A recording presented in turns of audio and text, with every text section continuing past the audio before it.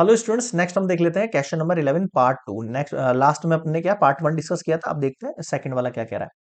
देखो, फंक्शन क्या है, f x equals to sec x है मेरे पास। ठीक है, एफ डैश एक्स निकालना है।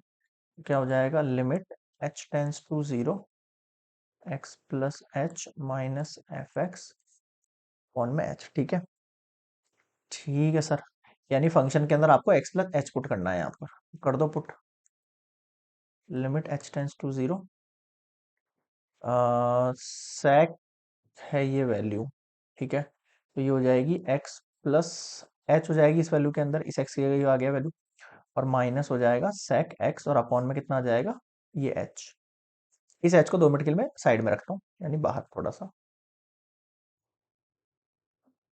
यहाँ देखो, sec x का मतलब क्या होता है, 1/cos x plus h, minus इसका मतलब क्या होता है, cos x। एलसीएम ले लें, cos x हो जाएगा ये, और माइनस का cos x प्लस एच हो जाएगा ये, अपॉन में देखो cos x cos। ठीक है, अब एक चीज देखना, ये सारा जो फंक्शन चल रहा है h टेंस टू जीरो चल रहा है, इसका मतलब जो h है वो तो ठीक है, बाकी वाली जो चीज है वो एज अ कांस्टेंट वर्क करेगी आपके पास। और क्लियर है यहाँ पे। तो नेक्स्ट आप देखो, यहाँ पर ये वैल्यू क्या है आपके पास, cos a और cos b। अब एक फॉर्मूला होता है हमारे पास, कौन सा फॉर्मूला होता है हमारे पास, cos a minus cos b का। ठीक है, cos a minus cos b का formula, cos a minus b का फॉर्मूला क्या होता है, 2 sine a plus b by 2, और sine a minus b by 2 लगा दो आप इसको। Limit h tends to zero 1/h। यहाँ देखो, cos a minus cos b, तो -2 साइन a प्लस बी, और साइन a माइनस बी लगाओ, -2 साइन a प्लस बी, यानी x plus h by 2 multiply sine a minus b. एक second नीचे लिख देता हूँ मैं थोड़ा सा इसको,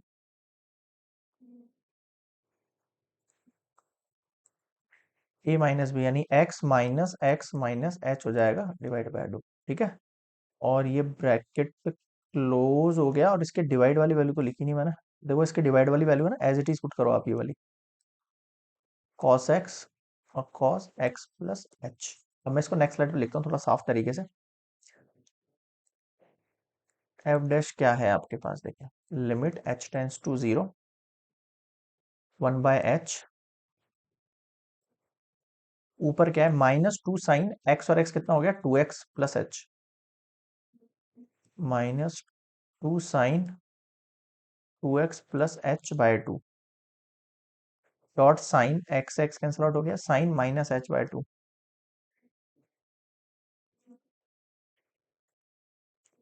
ठीक है, ठीक है, नीचे देखो, cos x प्लस h,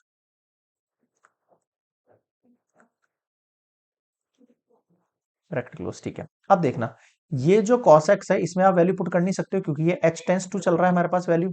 ठीक है, ये वैल्यू किसकी चल रहा है आपके पास, h टेंस टू चल रहा है, और ये क्या है आपके पास, cos x है, तो इसको मैं कांस्टेंट को बाहर निकाल सकता हूँ एज अ कांस्टेंट।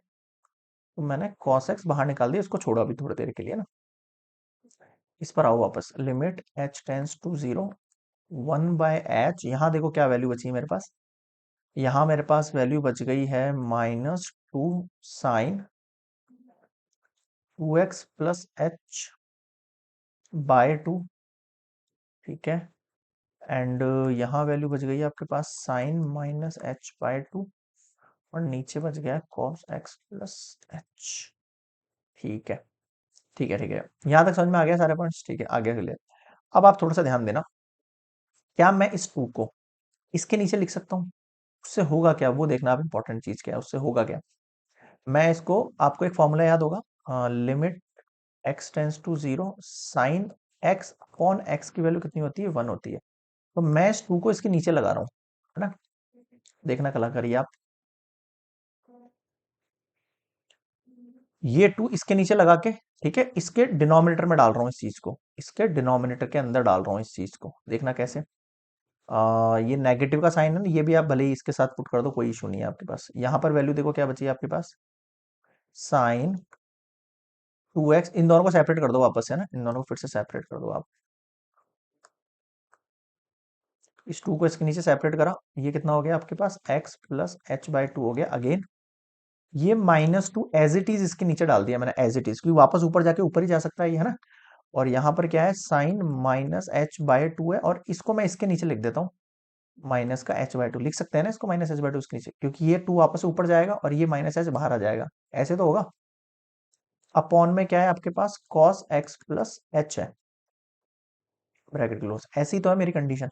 अब मैं क्या कर रहा हूँ, ये जो मल्टीप्लाई वाली कंडीशन है वो केवल इसके नीचे लिख देता हूँ, इसके नीचे से हटा देता हूँ, कर सकते हैं ना अपन ऐसा, इसके नीचे लिख रहा हूँ, इसके नीचे से हटा देता हूँ। ठीक है, देखो क्या किया मैंने, इसको इसके नीचे लिख दिया मैंने, cos x प्लस एच, क्योंकि ये पूरी वैल्यू क्या है, मल्टीप्लाई के अंदर है, प्लस में नहीं, मल्टीप्लाई है, मल्टी प्लस होता तो फिर दोनों के नीचे सेपरेट करते। अब इस लिमिट को दोनों के लिए ब्रेक कर दो आप, तो 1/cos x तो बाहर रहेगा,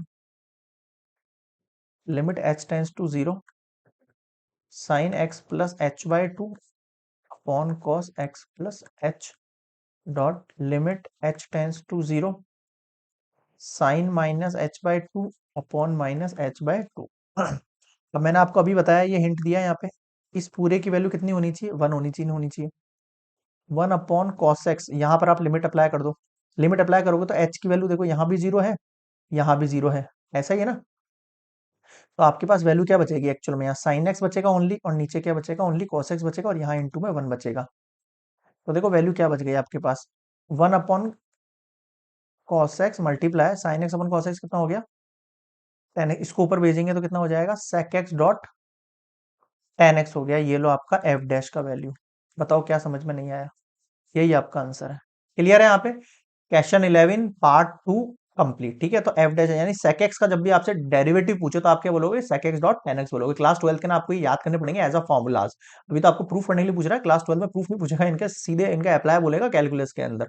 देखना बहुत मतलब शानदार वाला कैलकुलस है क्लास 12 के अंदर, बहुत मजा आ जाएगा आपको। बट हाँ, 11 का कंसेप्ट क्लियर हुआ तो, वरना तो फिर आप सर पकड़ के बैठे रहोगे क्लास के अंदर, बाकी सब बच्चे धड़ाधड़ आगे बढ़ जाएंगे। ठीक है, पार्ट 2 हो गया, नेक्स्ट देखेंगे पार्ट 3 नेक्स्ट स्लाइड में।